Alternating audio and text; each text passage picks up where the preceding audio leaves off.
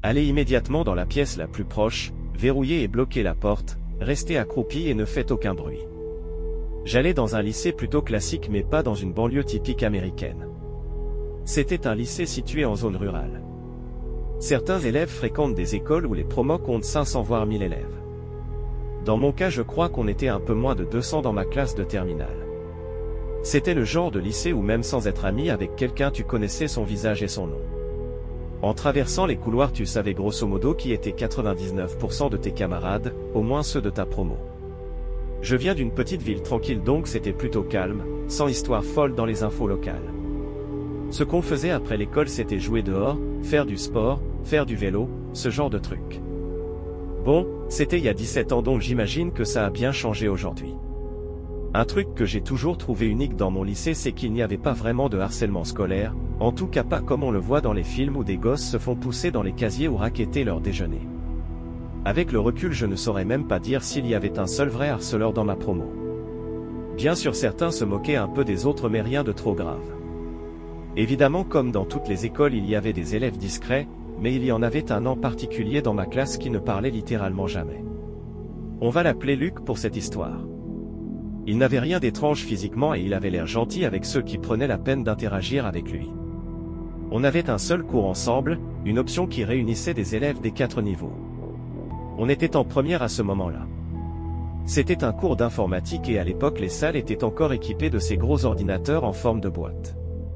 Je me souviens bien de la disposition de la salle, une allée centrale séparait 2 colonnes de tables et chaque colonne avait 4 rangées. Chaque rangée comptait 4 sièges et chaque élève avait son propre poste. La classe n'était pas remplie, je dirais qu'on était environ 26 sur 32 places. Luc s'asseyait toujours dans la 2e rangée au siège le plus à gauche, tout seul pendant que les autres se mettaient avec leurs potes. Malheureusement pas longtemps après le début du semestre certains terminales ont commencé à se moquer collectivement de Luc. Ils faisaient des blagues sur le fait qu'il ne parlait jamais, disant que c'était flippant. Le pire c'est que notre prof ne lui a jamais vraiment pris sa défense. Il manquait un peu de caractère si je me souviens bien et peut-être que c'est pour ça qu'il n'a rien fait. Et puis petit à petit ça a empiré. Je me souviens d'un moment en particulier, un bout de papier a été lancé depuis la dernière rangée, là où étaient assis les terminales, et a atterri à l'arrière de la tête de Luc. Il s'est retourné et son regard en disait long.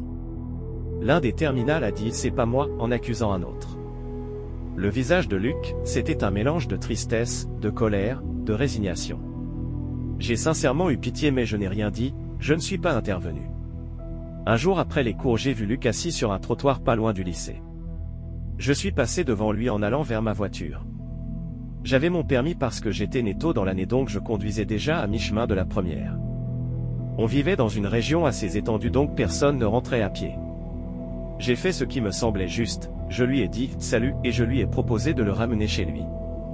Son visage s'est un peu illuminé quand il m'a répondu oui. On a marché jusqu'à ma voiture et il m'a guidé jusqu'à chez lui, environ 10 minutes de trajet. On a pas mal discuté dans la voiture. Je lui ai dit de ne pas faire attention au terminal, que c'était que des losers. Il m'a répondu qu'ils n'étaient pas les seuls à l'embêter, qu'il en avait marre des moqueries dans plusieurs cours. Franchement ça m'a fait de la peine. En 10 minutes j'ai eu l'impression d'en apprendre beaucoup sur Luc et de le découvrir un peu comme personne. Il avait l'air d'un gars bien. En le déposant je lui ai fait une remarque sur le fait qu'on n'habitait pas si loin puis on s'est dit au revoir. Ensuite en classe on se disait bonjour mais je dois avouer que je n'ai jamais pris sa défense quand il se faisait embêter. Un jour Luc n'est pas venu en cours. L'informatique c'était en 4e période. Ce n'est qu'à la 7e période pendant le cours d'anglais qu'une annonce a retenti dans les haut-parleurs. Confinement. Ceci n'est pas un exercice. Tout le monde s'est regardé, nerveux. Mais notre prof elle avait l'air vraiment paniquée. Elle a couru éteindre les lumières et nous a ordonné de nous regrouper dans un coin de la classe. Le fait qu'elle soit si angoissée ça a encore plus stressé les élèves. On est resté assis dans le noir pendant un long moment. Je dirais bien 20 ou 30 minutes. Puis une autre annonce est arrivée. C'était le directeur qui nous expliquait qu'une personne masquée avec un sac noir avait été vue en train d'essayer d'entrer dans l'école. Notre école avait une bonne sécurité. Dès que quelqu'un l'a repéré approchant avec ce qui semblait clairement être des armes dans ce sac, toutes les portes ont été verrouillées. Les cours ont été arrêtés plus tôt. Quand les premières voitures de police sont arrivées, on a pu rentrer. Je me souviens que c'était un vendredi donc j'ai ramené quelques potes chez moi pour qu'on passe l'après-midi ensemble. Je ne me souviens pas de tous les détails après ça mais je crois que c'est cette nuit-là que je me suis réveillé en entendant de petits coups à ma fenêtre. Et là, j'ai vu quelqu'un derrière la vitre. J'ai flippé. J'allais courir chercher mon père mais j'ai d'abord regardé de plus près et j'ai demandé « Qui est là ?» Et j'ai entendu la voix de Luc. Il a dit son prénom. J'ai eu un nouveau coup au cœur. Je suis allé à la fenêtre, je l'ai entrouverte et j'ai dit « Qu'est-ce que tu fais là? Comment tu m'as trouvé ?» Et il m'a répondu. Par la fenêtre, j'ai failli faire une connerie. Et là ça a fait tilt instantanément. Avant même qu'il ait à me le dire j'ai compris. J'ai dit, c'est toi qui as causé le confinement? Et il a dit, oui. J'avais trop peur de lui demander ce qu'il comptait faire. À la place je lui ai demandé comment il m'avait retrouvé. Il m'a dit qu'il s'était rappelé que j'avais mentionné un petit commerce près de chez moi et qu'il avait fini par repérer ma voiture en tournant en vélo dans le coin. Franchement ça n'en rendait pas l'histoire moins flippante. Luc m'a demandé s'il pouvait entrer et me parler de ce qu'il avait prévu. J'ai dit non, que je ne pouvais ni le laisser entrer ni entendre ce qu'il allait me raconter. Je lui ai dit d'aller au lycée et d'avouer ce qu'il avait failli faire. Mais il a refusé de partir de devant ma fenêtre. Alors j'ai crié, « Papa », bien fort. Et là il a pris peur et il est parti. Je suis allé réveiller mes parents et je leur ai tout dit. Ma mère a insisté pour appeler la police. Elle était bouleversée. Quand un agent est arrivé j'ai dû dire la vérité. J'ai donné le nom de Luc et j'ai raconté qu'il était venu chez moi, m'avouant qu'il avait peut-être failli faire quelque chose d'horrible. Évidemment la police était déjà au courant pour le confinement. Je crois qu'ils se sont rendus chez lui le soir même. Mais ses parents leur ont dit qu'il n'était pas rentré. Le lendemain soit ils l'ont retrouvé soit il est revenu de lui-même et la police l'attendait. Il a fini par avouer ce qu'il m'avait dit. À ce qu'on en sait dans notre classe il a été accusé d'avoir proféré une menace de type terroriste. Il a fait de la prison puis il est sorti depuis longtemps. Honnêtement je ne sais même pas s'il est encore dans le coin. Une partie de moi a toujours voulu éprouver de la compassion pour Luc. J'ai vu à quel point la solitude et les moqueries peuvent ronger quelqu'un. Il m'a suivi et s'est tourné vers moi uniquement parce que je lui avais montré un peu de gentillesse, ce que je pense personne d'autre ne lui avait offert. Mais en même temps le fait qu'il ait avoué être venu à l'école avec une arme et un masque, même s'il dit ne pas avoir voulu passer à l'acte j'ai du mal.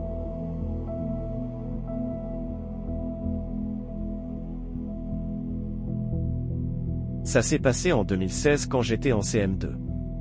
Si tu te souviens de cette année-là, tu te souviens probablement de toutes ces apparitions de clowns tueurs qu'on voyait un peu partout dans le pays. C'était partout dans les infos sur les réseaux sociaux. La plupart des adultes pensaient que c'était juste une tendance débile ou une blague mais pour les enfants franchement c'était flippant. C'était une journée normale à l'école.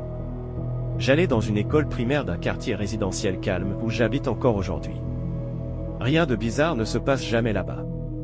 Il devait être environ 13 h je dirais parce qu'on approchait de la fin de la journée. On était en classe en train de bosser sur un devoir au hasard et la classe était calme à part quelques élèves qui chuchotaient. Puis une fille de ma classe a soudain dit à voix haute. « Y a un clown dehors. » Je me souviens encore de sa voix aiguë en disant ça. Certains d'entre nous se sont levés pour regarder par la fenêtre. Et oui, il y avait vraiment un clown. Il se tenait juste à quelques mètres de la fenêtre face à notre salle de classe. Il portait un costume de clown rouge et jaune trop grand et sale et son visage était maquillé en blanc avec du noir autour des yeux. Il souriait et il nous fixait avec un grand sourire forcé. Après quelques secondes il a commencé à nous faire coucou, lentement. Certains élèves ont trouvé ça drôle et ont rigolé. D'autres clairement étaient terrifiés. Notre maîtresse Madame Ricker s'est approchée de la fenêtre. Elle l'a regardé un instant puis elle a dit à travers la vitre d'un ton agacé. « Excusez-moi, il y a classe ici, vous devez partir. » Le clown n'a pas réagi. Il est resté là à sourire, à faire coucou toujours avec ses mouvements lents et bizarres. Madame Ricker nous a demandé de nous rasseoir et elle a dit qu'elle allait appeler le secrétariat.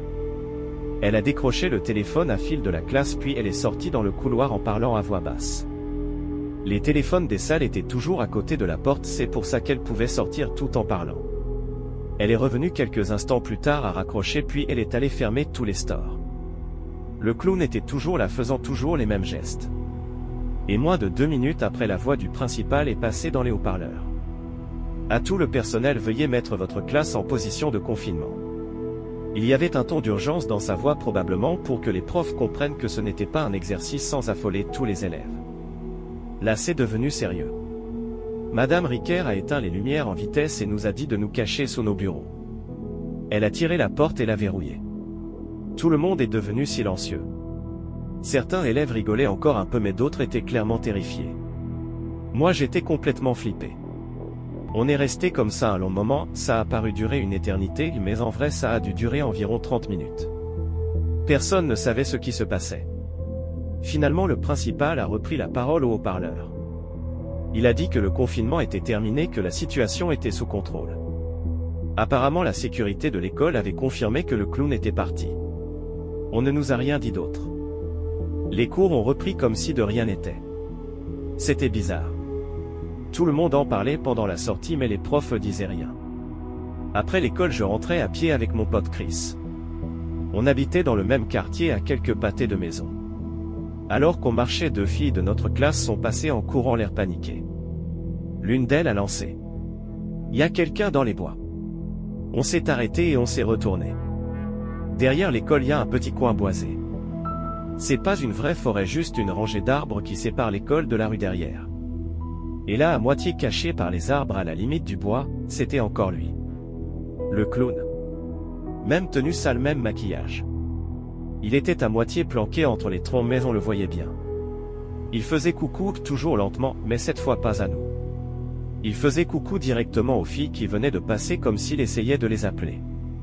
Chris et moi, on n'a pas dit un mot. On a juste couru. Je sais pas ce qui s'est passé après, mais en rentrant chez moi, j'ai tout raconté à mes parents. Ils ont appelé l'école et plus tard j'ai entendu dire qu'un autre élève avait raconté la même chose, donc la police a été rappelée et a patrouillé le secteur. Mais ils n'ont jamais retrouvé personne. Et encore aujourd'hui, on ne sait pas qui c'était. Je ne sais pas s'il voulait juste faire peur aux enfants, ou s'il préparait quelque chose de pire. Mais ce qui me glace encore le plus, c'est qu'il soit revenu après le confinement, et qu'il est attendu caché dans les arbres à regarder les enfants rentrer chez eux.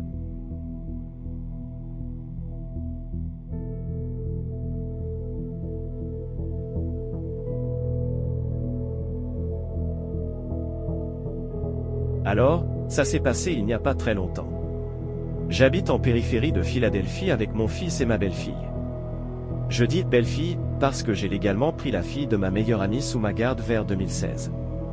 Ma meilleure amie Joanne a été assassinée par son mari, il a fini par faire la une des journaux à l'échelle nationale et a été reconnu coupable de 5 autres meurtres. Il purge aujourd'hui 3 peines de prison à vie consécutives sans possibilité de libération. Moi, je suis prof de collège dans l'établissement où mon fils est scolarisé. Il est en classe juste en dessous du niveau que j'enseigne. Ma belle-fille, elle est dans la classe au-dessus de la mienne, donc leurs salles ne sont pas très loin de la mienne. Cet incident s'est produit le 30 mars 2020, au tout début des confinements liés au Covid. Notre école se trouvait assez isolée, la plus proche était à 16 km, la station-service la plus proche à 3 km et le parc le plus proche à environ 600 mètres. Du coup, on a été l'un des derniers établissements de la région à entrer en confinement. Ce lundi-là, il faisait déjà chaud, une journée normale. J'étais en train de donner un cours de maths à des 6e quand tout à coup je reçois une notification sur mon téléphone, quelqu'un était venu chercher ma belle-fille. Le système de l'école fait en sorte que si quelqu'un vient chercher un élève, le numéro d'urgence principal reçoit une alerte. Mais ma belle-fille était 3 classes plus loin de moi, elle n'avait aucun rendez-vous prévu et aucun membre de la famille proche n'habitait dans un rayon acceptable pour venir. J'ai immédiatement répondu, je suis à l'école et personne dans un rayon de 10 miles, environ 16 km, n'est censé venir la chercher. Et là, toutes mes alarmes internes se sont déclenchées d'un coup. Ils m'ont répondu que c'était son père biologique qui était venu la chercher. Le problème, c'est que l'école n'a pas ce genre d'infos dans ses fichiers. Quelques minutes passent, le téléphone reste silencieux. La dame au bout du fil me dit qu'elle va appeler le principal pour voir ce qu'il faut faire. Mais j'avais un très mauvais pressentiment. Alors j'ai appelé directement la classe de ma belle-fille et j'ai demandé à ce qu'on me l'envoie dans ma salle. Juste après avoir raccroché, j'ai repris mon cours normalement, et même pas 10 minutes plus tard, ma belle-fille arrive dans ma classe. Et c'est là que l'alarme de confinement s'est déclenchée. J'ai tout de suite fait pousser les bureaux contre la porte, barricadé les fenêtres et j'ai fait asseoir tous les élèves dans le coin de la classe. J'avais une très bonne idée de ce dont il s'agissait. On est resté en confinement pendant 46 minutes. Et tout ce que j'avais en tête c'était, comment il a pu sortir. 2 heures plus tard le confinement a été levé et la police m'a escorté à l'extérieur. Ils m'ont interrogé sur comment je connaissais cet homme. D'après les dossiers de la protection de l'enfance, j'ai expliqué que j'avais recueilli la fille de ma meilleure amie et j'ai raconté toute l'histoire. Et c'est là que les policiers m'ont dit comment il s'était évadé. Un bus pénitentiaire était en train de transporter des détenus vers une autre prison quand une voiture est arrivée à toute allure et a foncé dedans. Bilan, 10 prisonniers morts sur le coup, 2 gardiens assommés et 20 détenus évadés. Les forces de l'ordre étaient déjà postées chez nous, attendant que le père apparaisse, mais il n'est jamais venu. Et quand ils ont appris que l'école était en confinement, ils ont compris que c'était l'un des prisonniers. S'il n'était pas arrivé à temps. Franchement, je préfère même pas imaginer ce qui aurait pu se passer.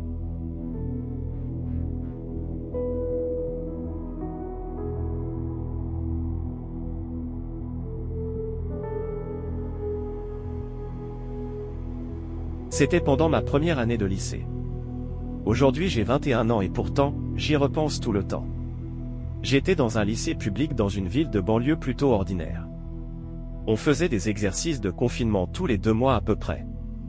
Donc quand ça a commencé ce jour-là, j'ai tout de suite pensé que c'était un simple exercice, rien de plus. C'était un mercredi, 4e période. Je m'en souviens parce que c'était le cours de sciences de la Terre et on venait de finir un quiz surprise. Je rangeais mes affaires dans mon sac quand le haut-parleur s'est allumé. Ceci est un confinement. Verrouillez les portes. Éteignez les lumières. Restez silencieux. Au début personne n'a paniqué. Notre prof Madame Chen a juste soupiré, s'est levée et a verrouillé la porte comme d'habitude. Elle a éteint les lumières et nous a dit d'aller tous dans le coin de la salle, loin de la porte. Tout le monde rigolait un peu, chuchotait, comme si c'était rien de sérieux. Mais ensuite il y a eu une deuxième annonce. Même voix mais là, elle sonnait différente, plus pressée. Ceci n'est pas un exercice. Je répète, ce n'est pas un exercice. Là la salle est devenue silencieuse.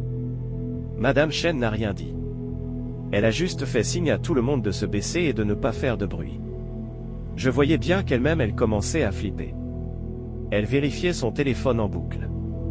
Et dehors on commençait à entendre au loin les sirènes de police. Quelques minutes passent. Puis on entend quelque chose dans le couloir. Des pas lents, pas comme ceux d'un flic ou d'un prof pressé. Juste, une personne, qui marche doucement. Et qui s'arrête juste devant notre porte. Tout le monde fixait la poignée. Personne ne respirait. Et puis, on entend 3 coups. Pas fort.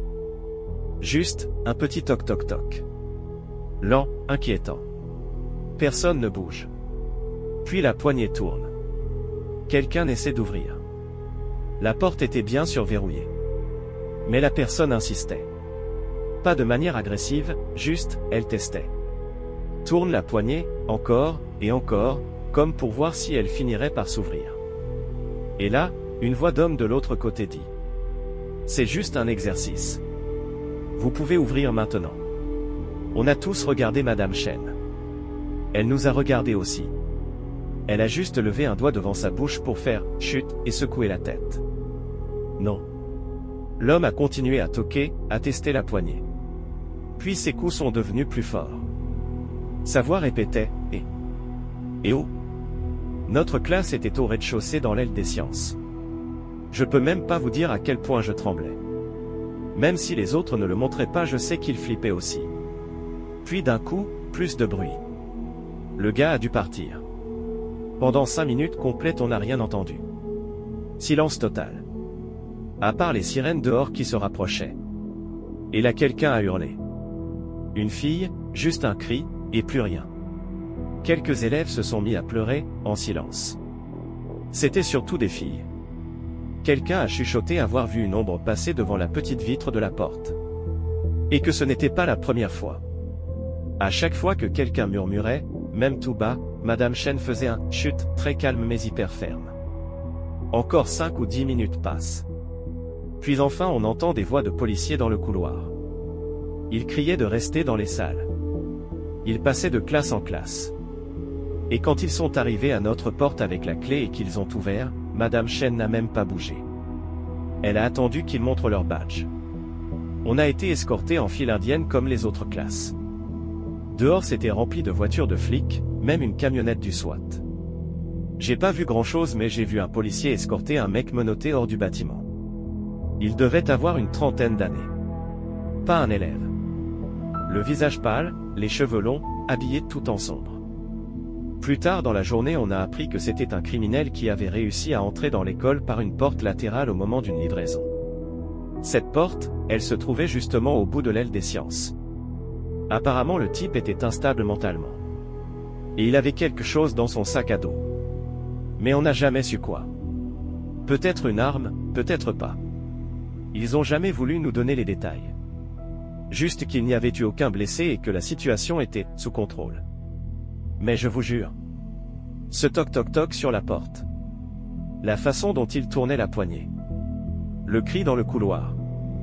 Rien de tout ça n'avait l'air sous contrôle.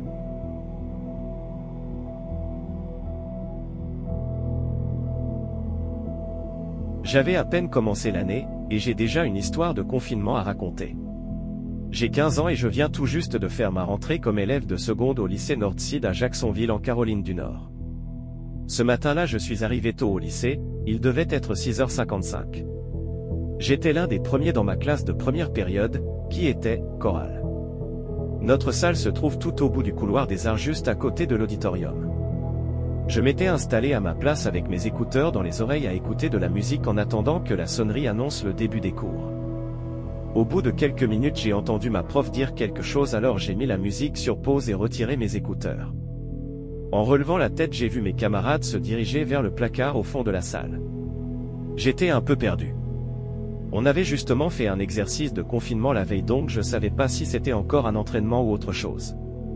Mais j'ai écouté ce que disait la prof et j'ai suivi les autres dans le placard. Elle a refermé la porte derrière nous, et a éteint les lumières. On se retrouvait maintenant dans le noir complet avec juste un petit filet de lumière qui passait par le bas de la porte. À ce moment-là j'avais toujours aucune idée de ce qui se passait. Mais ensuite, j'ai entendu des sirènes de police à l'extérieur. C'est là que j'ai compris que non ce n'était pas un exercice, c'était du réel. Je commençais à être nerveux mais j'essayais de rester calme. Je me suis dit, si j'arrive à rester posé, peut-être que je paniquerai pas. Alors j'ai attendu sans rien dire à écouter si j'entendais quoi que ce soit. Mais rien, aucun bruit. On est resté dans ce placard lumières éteintes pendant près de 2 heures. Le confinement a pris fin vers 8h45. Quand on nous a enfin laissé sortir je me suis senti de nouveau un peu mieux. Parce que tout le monde autour de moi était resté calme aussi. Je suis retourné à ma place, j'ai remis mes écouteurs. Et j'ai juste essayé de reprendre une journée normale. Un peu plus tard j'ai demandé à ma prof Y a eu une bagarre ou quoi aujourd'hui. Elle m'a regardé sérieusement et m'a dit. C'est bien pire. C'est là que j'ai vraiment réalisé qu'un truc grave s'était passé. Je me suis tourné vers la fenêtre et j'ai vu des voitures garées à l'arrière de l'école. Au début j'ai cru que c'était juste les parents pour les ramassages, mais l'ambiance était différente. Dans la classe certains élèves essayaient d'avoir des infos. Finalement mon pote Jacob est venu me dire qu'un élève avait été poignardé en plein milieu de l'école dans la rotonde. À ce moment-là j'en savais pas plus. Mais peu après j'ai reçu un texto de ma mère qui me demandait si j'allais bien.